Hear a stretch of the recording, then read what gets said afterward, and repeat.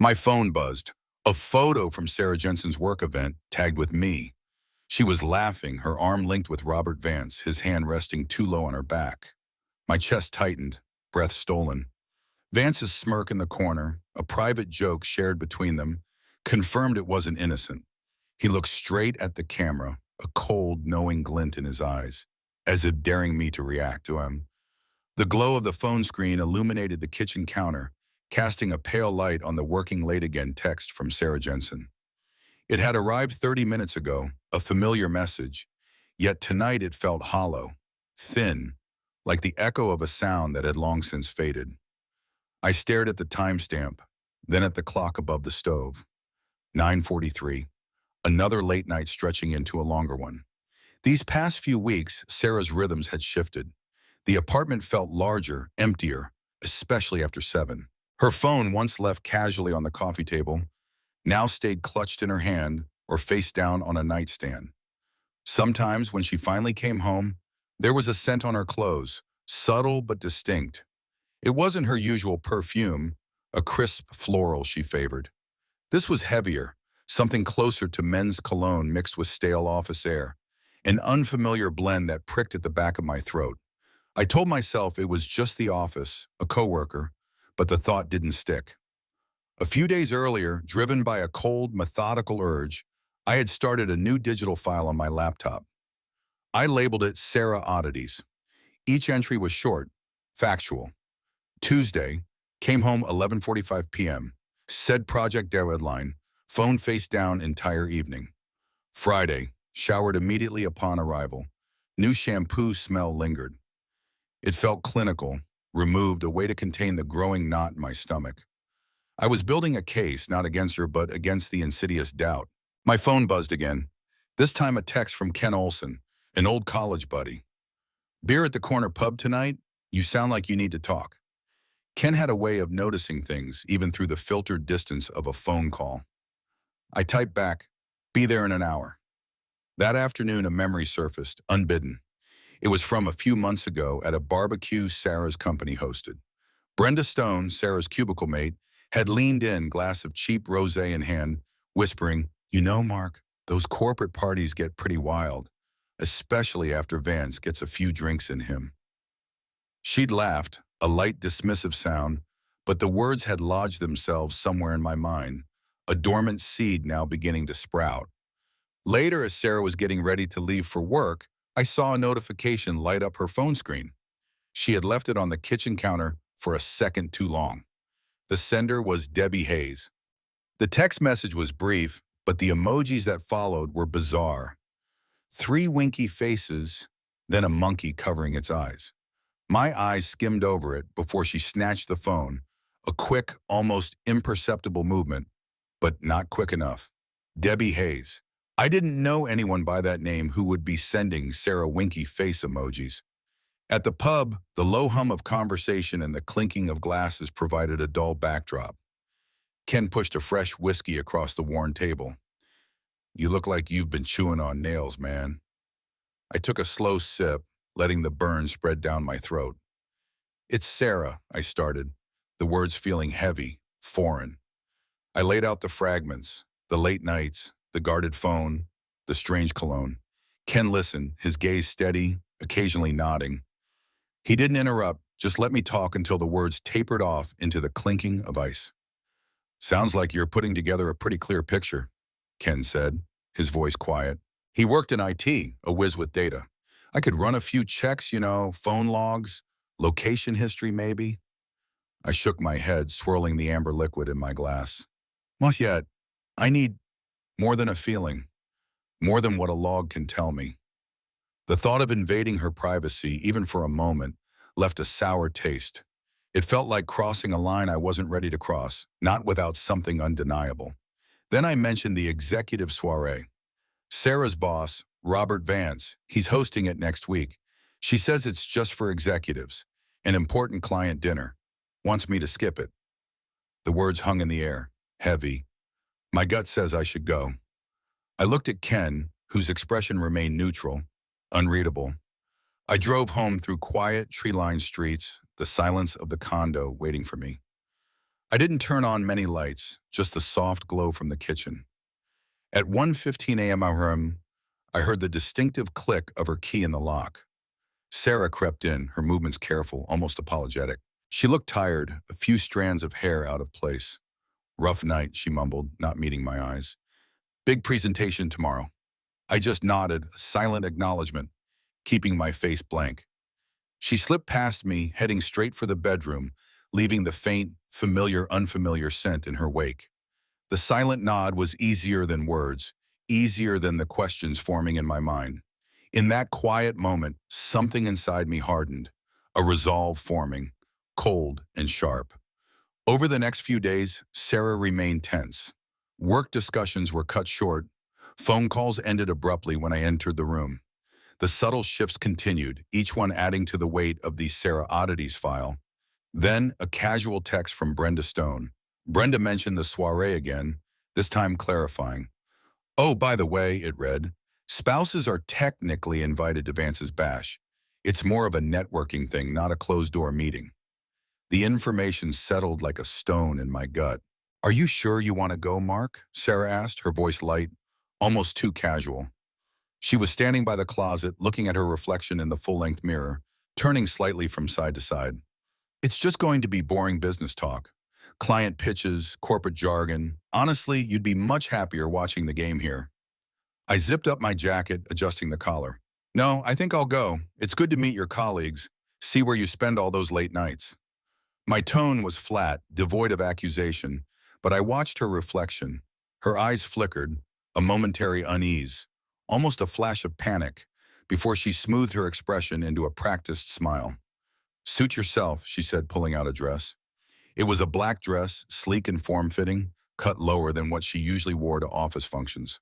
It wasn't overtly revealing, but it clung to her figure in a way that left little to the imagination. She spent more time than usual getting ready, her movements precise, almost ritualistic.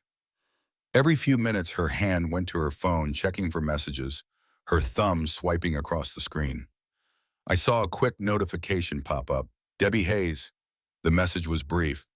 "We all set for tonight, extra fun." Debbie Hayes again. A cold knot tightened in my stomach. As she finished her makeup, I slipped my own phone into my pocket. I had already activated a discreet recording app, a small icon nestled among my utilities. It felt like a betrayal, a crossing of a line I had promised myself I wouldn't cross. But the cold logic of the situation demanded it. I needed proof, something undeniable, something that couldn't be explained away by boring business talk. The Cloud Lux Hotel downtown was all polished chrome and muted lighting, a monument to corporate success. A young doorman in a crisp uniform greeted us by name. "Mr. Miller, Ms. Jensen, welcome." Sarah offered him a bright public relations smile, her arm linked through mine. She moved with an easy confidence, as if this world, this opulent display, was her natural habitat. We rode the elevator in silence, the ascent slow, deliberate. The doors opened directly into the rooftop lounge, a panoramic vista of the city lights stretching out below us. The air hummed with conversation, a sophisticated murmur punctuated by the clinking of glasses. Bartenders in black vests moved swiftly behind a long, illuminated bar. Plush seating areas dotted the space, and at one end, encased in glass, was a heated jacuzzi, its bubbling jets casting soft reflections on the ceiling. My gaze swept across the room, past the groups of well-dressed professionals, the low tables laden with canapes. And then I saw her. Sarah. She was standing near the jacuzzi, laughing, her head thrown back. Her hand rested on Robert Vance's arm, her body angled towards him with an intimacy that made my breath catch in my throat. Vance, his face flushed, leaned in, whispering something into her ear, and her laughter intensified. Then I saw him. Kyle Peterson. He was standing slightly behind Sarah, his hand casually grazing her lower back, just above her waist. A light, lingering touch. Undeniable. Sarah didn't flinch, didn't pull away. She just kept laughing, her eyes sparkling, a picture of uninhibited joy that she hadn't shown me in months. The bubbly jets of the jacuzzi seemed to mock me, the shared laughter a cruel soundtrack to the scene unfolding. My mind went blank for a second, then a furious jumble of images and words crashed together. We're just colleagues. Sarah's voice echoed in my head, soft and dismissive, now mocking, hollow and cruel. Just colleagues. This was beyond betrayal. This was a deliberate performance, a calculated deception. My phone, still in my pocket, silently captured every damning second. The ambient noise of the lounge, the ripple of her laughter, the low murmur of Vance's voice. A cold, hard clarity settled over me. There was no denying it now, no explaining it away. The truth, stark and undeniable, pulsed in the bubbling water, in the casual intimacy of their shared space. My hands clenched, my knuckles white. My heart pounded, not with sorrow but with a chilling, surgical precision. I knew with a certainty that cut through the haze of fury and heartbreak that my next move would redefine everything. This wasn't about pain anymore, it was about precision. A silent question formed in my mind, cold and sharp. How do you destroy those who tried to destroy you? I retreated to the edges of the lounge, finding a high-backed chair in a dimly lit corner. From there, I maintained my stony composure, an unreadable mask fixed on my face. My phone, still recording, remained hidden in my jacket pocket, a silent witness. The hum of conversation washed over me, a deceptive blanket over the bitter truth I was gathering. I watched them, my eyes moving with detached precision. More interactions, subtle but telling, were captured. The way Sarah's hand brushed Kyle Peterson's arm when she laughed, a touch too long. The hushed conversation between Sarah and Robert Vance, their heads close, her gaze lingering on his. It was a dance, a calculated intimacy played out under the bright city lights. The previous cues, the small, unsettling shifts I had cataloged, now clicked into place, forming a devastating pattern.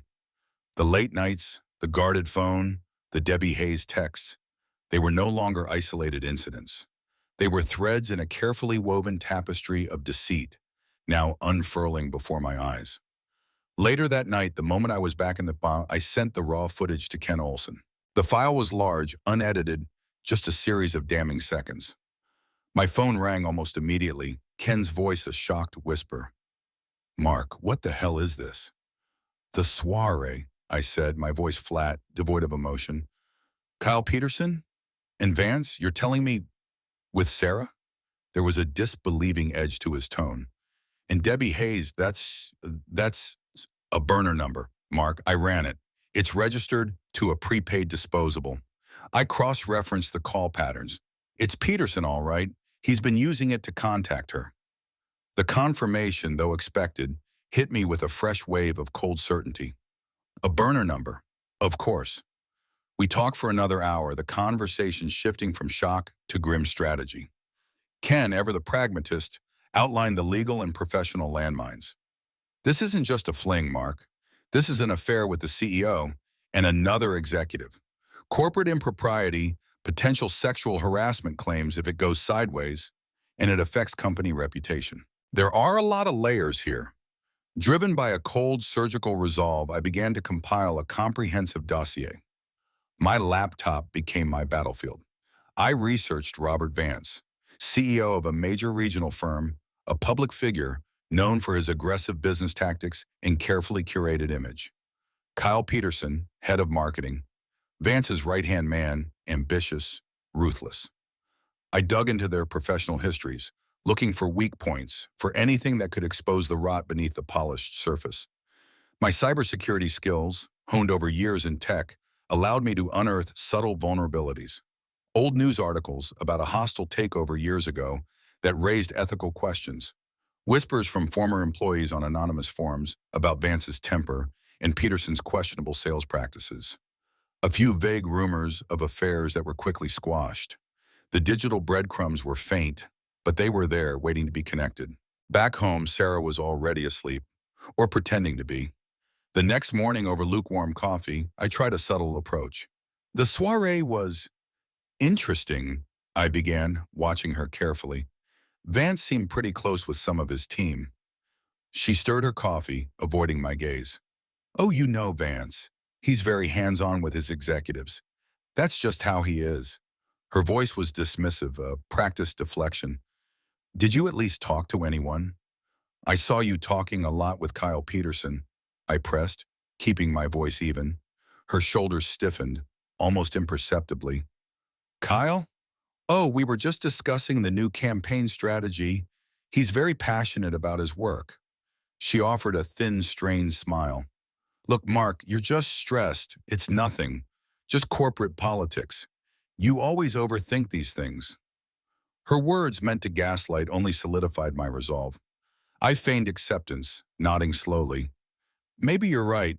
Must be the stress. The lie felt heavy on my tongue, but necessary.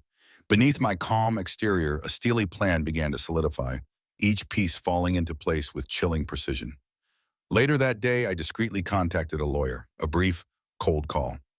I need to discuss marital assets and potential grounds for divorce, I stated, my voice steady. I understood, with an almost clinical detachment, that this wasn't just about betrayal anymore. It was about justice, about protecting my reputation, about making things right in a world that had suddenly tilted it on its axis. I needed to safeguard myself and my assets in the impending storm. The condo felt unusually quiet as I waited for Sarah to come home.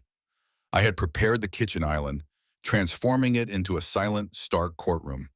The phone logs detailing the frequency and duration of calls from the Debbie Hayes burner number were laid out meticulously. Next to them, printed screenshots of the extra fun text. Finally, my tablet displayed a still frame from the soiree video. Sarah laughing, her hand on Vance's arm, Kyle Peterson's hand a shadow near her waist. The evidence, cold and irrefutable, was ready. The click of the lock, then her familiar footsteps. Sarah walked in, her purse slung over her shoulder, her expression tired. She stopped abruptly when she saw the tableau on the island. Her eyes, usually quick to assess, darted from the tablet to the printouts, then to my face. The initial shock was palpable, a frozen gasp, then the fury. What is this, Mark? Her voice rose, sharp and defensive. Did you go through my phone? You spied on me? How could you? She snatched up one of the printouts, her hand trembling. I remained calm, my voice steady, even. I didn't need to go through your phone, Sarah. The evidence was all around me. The late nights, the strange scents, the guarded calls, and then the soiree. I gestured to the tablet. I was there. I saw it. I recorded it. Her face went pale. Recorded? What are you talking about? I tapped the screen and the video began to play. The ambient hum of the Cloud Lux lounge, the clinking of glasses, then Sarah's laughter, bright and uninhibited, as she leaned into Robert Vance. The casual brush of Kyle Peterson's hand on her back lingered on screen for agonizing seconds. It was all there, undeniable, devastating. Her defenses crumbled. The bravado, the anger, drained from her face, replaced by a raw, naked vulnerability. She sank onto a bar stool, burying her face in her hands. Her shoulders shook as quiet sobs began to rack her body. It was a mistake, Mark. A terrible mistake. Her words were muffled, tearful. The stress at work, the loneliness. Vance, he was always there, always praising me. And Kyle, he just seemed to understand. She looked up, her face stained with tears, pleading. It meant nothing. Truly, I swear. Please, Mark, can you ever forgive me? I stood firm, the cold knot in my stomach refusing to loosen. Forgive you for what, Sarah? For destroying everything we built? For making a fool of me? For lying every single day? My voice remained steady, but the words were a hammer blow. You shattered everything, Sarah. There's no coming back from this. I acknowledged her pain, the raw despair in her eyes, but refused to absolve her. There was no absolution to give. The conversation devolved into a painful exchange of accusations and recriminations. Her tearful pleas met my unyielding resolve. Her attempts to rationalize, to minimize, were cut short by the cold facts I laid before her. This will ruin me, she whispered, her voice cracking. Please, Mark, don't tell anyone at work. Don't tell Vance or Kyle. They'll fire me. I'll lose everything.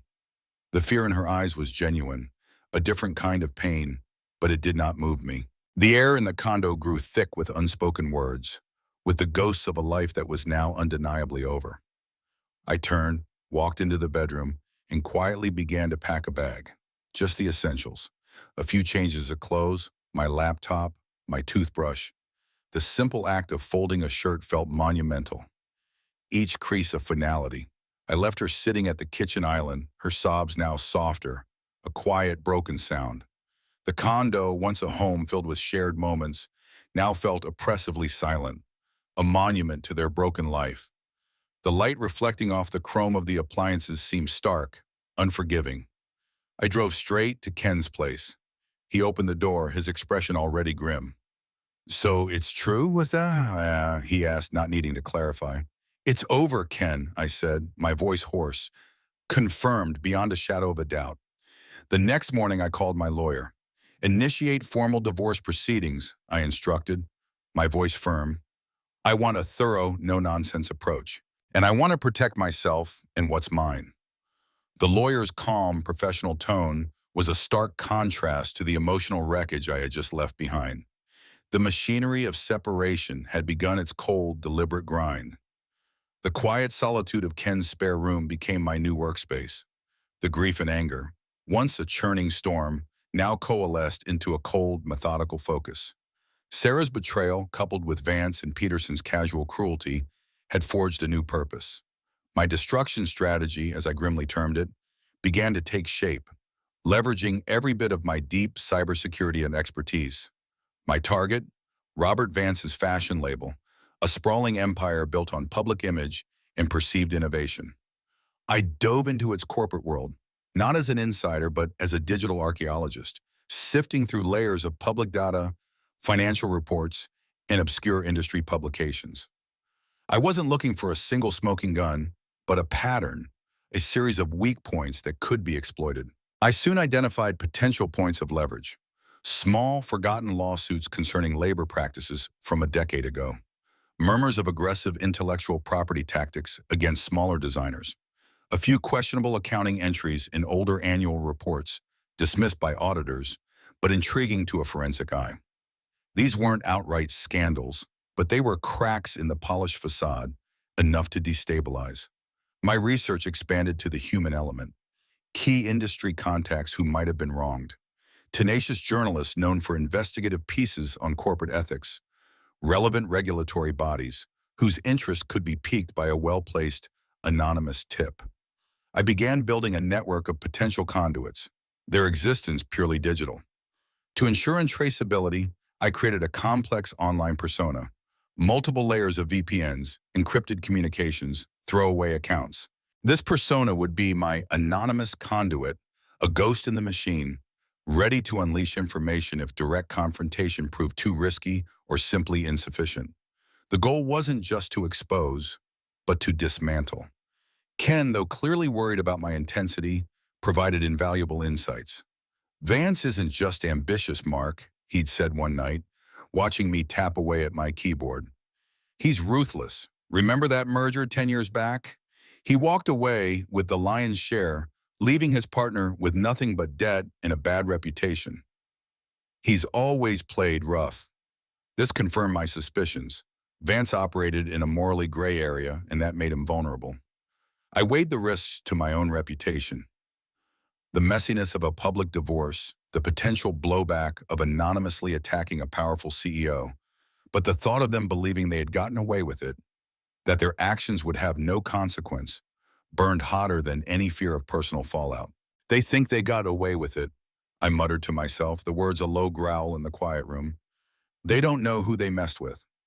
A series of anonymous emails and digital messages began to take shape in a secure folder on my drive, each one carefully crafted, containing just enough information to pique interest, to prompt further investigation without revealing my hand. The deployment would be meticulous, targeted. The goal was to make their downfall appear organic, an inevitable consequence of their own actions and the toxic corporate culture Vance had fostered. It needed to look like an internal implosion, not an external attack. I also gathered more evidence, subtly connecting Sarah's role in PR to potential professional breaches. As head of public relations, she was privy to sensitive company information. Her affair, particularly with the CEO and head of marketing, could be framed as a severe conflict of interest, a breach of corporate ethics that compromised the company's integrity and potentially leaked confidential data. It added another layer to the intricate web I was weaving. To channel the relentless energy, the simmering rage, I started an intense exercise regimen. Early morning runs, pushing myself until my lungs burned and my muscles ached. It was a physical outlet for my anger, a way to sharpen my focus, to keep my mind clear and precise. Each stride, each punch at the air was a calculated step toward the retribution I sought. As the days turned into weeks, the plan solidified, cold and unforgiving. Stick around to the end to see how life's costly choices unfold. My calculated campaign began with precision, a series of subtle, anonymous leaks targeting Robert Vance's company. I focused on minor compliance issues, forgotten ethical lapses, things that wouldn't immediately raise red flags but would accumulate, creating a pattern of concern. These reports went to industry watchdogs, small, tenacious financial blogs, and even niche online forums where corporate governance was hotly debated. Each message was carefully worded, factual, and designed to prompt just enough curiosity to spark an investigation. I also subtly guided certain journalists, not by direct contact, but by leaving digital breadcrumbs. I highlighted existing public documents, often buried deep in SEC filings or obscure legal archives, hinting at deeper, unexamined corporate conflicts. A quick, anonymous link to an old news article about Vance's past aggressive business tactics, followed by a generic question about corporate ethics in the current climate. It was enough to get them digging, to make them feel like they'd uncovered something on their own. Within weeks, the effects began to ripple through Vance's company. News filtered through industry channels, whispers on financial sites. Small, unexpected internal audits were initiated. Regulatory bodies, prompted by anonymous tips, started asking questions, requesting additional documentation. It wasn't a crisis, not yet, but it was a sustained, low-level hum of scrutiny that chipped away at efficiency and confidence. I observed Robert and Kyle through news articles and industry whispers, noting the changes. Vance's usually confident pronouncements in interviews seemed sharper, more defensive. Kyle, often seen as Vance's smooth-talking enforcer, looked noticeably more stressed in recent photos, a new tightness around his eyes. They were becoming paranoid, feeling the unseen pressure but unable to pinpoint its source. Sarah, still living in the condo, though our interactions were minimal and strained, was oblivious to my role. She'd occasionally mention the growing pressure at work during the awkward moments we shared in the kitchen or hallway. "Robert's been on edge lately, Mark. Lots of corporate drama. Just crazy stuff," she sighed one evening, pouring herself a glass of water. "Everyone's scrambling. Some old compliance issues came up out of nowhere." I maintained a poker face, my expression neutral. "That's a shame," I offered, my voice bland. "Must be stressful for you too." I offered vague, sympathetic responses, masking the grim satisfaction that curled in my gut. Her unawareness was a shield, protecting her from the true nature of the storm I was brewing. I also subtly planted seeds of doubt and observation in Brenda Stone, Sarah's coworker. A casual text, "How's work? Still the usual chaos?" Brenda, always a talker, responded with details about the new corporate drama. I nudged her. "Funny how things like that pop up, isn't it? Makes you wonder what else is hiding in plain sight." I wasn't asking her to betray Sarah, but to simply notice the inconsistencies, to start questioning the narrative they were being fed. Kyle Peterson, in particular, faced unexpected setbacks. A major high-profile corporate project he was spearheading suddenly ran into unforeseen legal complications, according to a brief mention in a trade publication. It was enough to stall momentum, enough to cause frustration and doubt within the company ranks. I ensured each leaked piece of information was just enough to cause ripples, not yet a tidal wave of ruin. The strategy was to erode trust, to create a climate of suspicion, to make the internal structure vulnerable before the final heavier blows. I meticulously managed my digital footprint, using multiple layers of proxies and untraceable accounts, leaving no discernible trace back to my identity. It was like erasing tracks in fresh snow.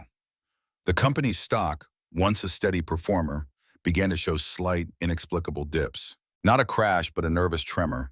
Investor confidence, a fragile thing, began to waver, prompted by the accumulation of small, unsettling news items.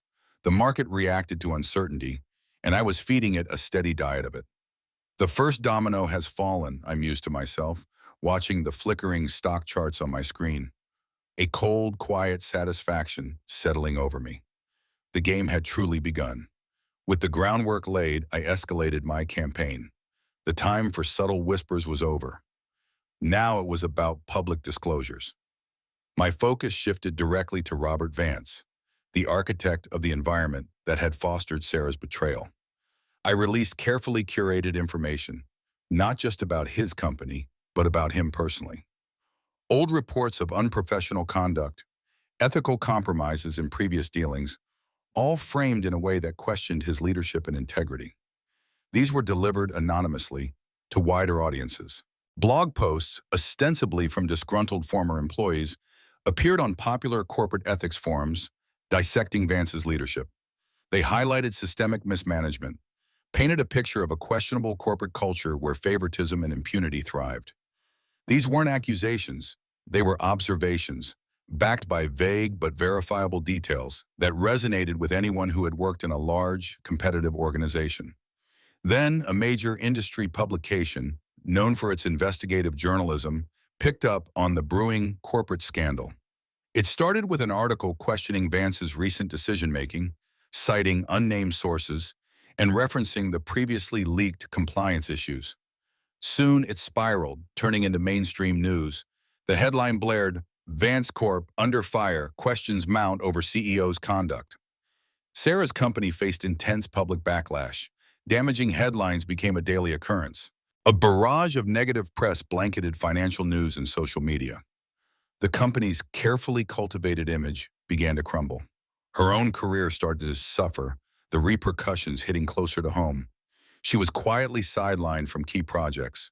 Her extensive PR skills, once her greatest asset, were now viewed with suspicion. How could the head of PR manage a crisis when her own department was seen as part of the problem? She came home one evening, her face pale, eyes wide with a desperate confusion I had never seen. "My reputation is being dragged through the mud, Mark. Why is this happening?" she cried, pacing the living room, wringing her hands. "I'm being blamed for everything. I don't understand any of it." I feigned ignorance, my expression a mask of generic concern. "That's awful, Sarah," I said, my voice carefully neutral. "Corporate politics can be brutal, huh? Sounds like you're just unlucky to be caught in the middle of it." I offered her no answers, no sympathy beyond the hollow words. The satisfaction was grim, but it was there, a cold ember in my chest. Robert Vance was forced to make public statements, his usual charisma replaced by a visible strain. His carefully rehearsed apologies and reassurances rang hollow. His credibility, once unassailable, visibly eroded under the weight of mounting allegations. Each public appearance seemed to dig him deeper into a hole. Kyle Peterson, Vance's right-hand man, was increasingly implicated. The unforeseen legal complications with his major project now looked like outright ethical lapses within his department, poor decision-making stemming from a lack of oversight. The articles, again citing unnamed sources, connected these issues directly to Peterson's leadership. The pressure mounted, investors seeing their portfolios dwindle, and the company's stock continuing its inexplicable dips, demanded accountability. This led to a full-blown internal investigation, not just into compliance, but into Vance's and Peterson's leadership at the highest levels of the company. A special committee was formed, comprised of independent board members and external legal counsel. I watched from the sidelines, a ghost in the machine. I consumed every news article, every forum post, every ripple I had created, detached, yet intensely involved in the unfolding drama. I ensured that every piece of evidence I provided was irrefutable, untraceable, and strategically devastating. It was a digital war of attrition, and they were losing. Then, the final inevitable piece of the puzzle began to emerge. The affair exposed became a whispered rumor within the company, then public speculation subtly intertwined with the larger corporate scandal. Anonymous comments on news articles, seemingly innocent questions in online forums, subtly linked the company's ethical failings to the personal conduct of its top executives, including rumors of impropriety involving a high-ranking female PR executive. The net was tightening. The internal investigation at Robert Vance's company, fueled by a relentless stream of anonymous tips and news reports, unearthed a cascade of misconduct. Financial irregularities, unethical business practices, and a pattern of favoritism, all previously highlighted by my leaks, came to light. The independent committee's report was scathing. The fallout was swift and brutal. Robert Vance, once the golden boy of the industry, was forced to resign in disgrace. His departure was framed as for the good of the company, but the subtext was clear. He faced potential legal action from disgruntled investors, a rapidly collapsing stock price, and the very real prospect of financial ruin. His carefully constructed empire, built on ambition and deceit, crumbled around him. Kyle Peterson, his loyal lieutenant, fared no better. He was summarily fired, not even given the courtesy of a resignation. His career, once on a rapid ascent, was now in shambles. The whispers of his ethical lapses, magnified by the scandal, ensured professional blacklisting across the industry. No other firm would touch him. Sarah's position in PR became untenable. The scandal, now inextricably linked to the personal conduct of the executives, made her a liability. Her role in managing the company's image was compromised by her own proximity to the very scandal. She was quietly let go, another casualty. Her professional reputation, once her pride, was shattered, her name tainted by association. The emotional and financial toll on Sarah was immense. The public humiliation, the constant media scrutiny, the loss of her career, it all combined into a devastating blow. She lost her professional identity, her financial stability, and the social standing she had so fiercely cultivated. One evening she confronted me. Her eyes were hollow, red-rimmed, her face streaked with old tears. "You did this, didn't you, Mark?" Her voice was a raw, broken whisper, a stark contrast to the confident woman I once knew. "You orchestrated all of it. You destroyed us." She had no concrete proof, only bitter, defeated suspicion. The accusation hung in the air, heavy and true, yet unprovable. I maintained my calm, innocent facade. My voice was even. "I don't know what you're talking about, Sarah. I'm sorry for what's happening to you. It's a tough situation." But my cold, steady gaze, holding hers, spoke volumes of my unwavering resolve. She searched my eyes for a flicker of guilt, a hint of admission, but found only an impenetrable wall. Ken Olson, ever the cautious friend, called me. "Mark, you need to be careful. Vance is a powerful man. Even out of power, he could try to come after you if he ever suspected. Cover your tracks completely." He urged me to be cautious, to protect myself from any potential blowback. I assured him I had. My own financial future was secured. The divorce settlement, handled quietly and efficiently by my lawyer, ensured I retained my assets and walked away clean. It was a cold, transactional process, devoid of emotion, a final severing of ties. The story of Robert Vance's fall from grace, the spectacular implosion of his company, and the intertwined affair became a cautionary tale whispered throughout the industry, a dark legend about the price of corporate greed and personal betrayal. The once bright facade of Vance Corp was now a charred ruin. Later, a cryptic, anonymous message landed in a secure inbox I rarely checked, from an email address I didn't recognize. The subject line was blank. The body contained only 3 words: "Justice served." It was from a former, wronged colleague of Robert Vance, a small, knowing nod from someone who understood. The price for infidelity and corporate greed had been paid, in full and publicly. The cycle had completed. Months had passed, dissolving the sharp edges of the past. The divorce was finalized, a quiet legal formality that brought a muted sense of closure. The initial fury had long subsided, replaced by a deep, almost clinical satisfaction, which now slowly morphed into a profound understanding. He reflected on the lines he had crossed, the man he had become in his pursuit. Sarah Jensen, he heard, had left the city, a shattered life to rebuild elsewhere, utterly alone. Robert Vance was buried in ongoing legal battles, his once mighty empire reduced to ashes, his name synonymous with corporate scandal.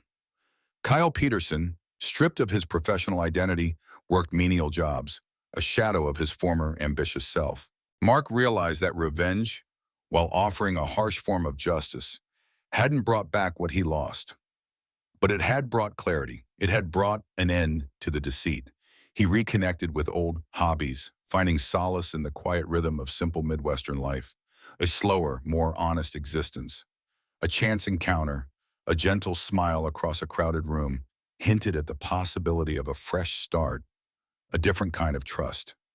He learned to trust his instincts again, but with a newfound wisdom, forged in the crucible of betrayal and retribution. He understood now the profound fragility of trust and the devastating, long-term cost of infidelity. Some paths, once chosen, redefine everything, he mused, looking out over the quiet, familiar landscape. He contemplated the future, scarred by the past, but undeniably stronger, wiser, and more attuned to true character. The quiet hum of life in the Midwest continued, a testament to endurance, resilience, and the slow, steady process of healing.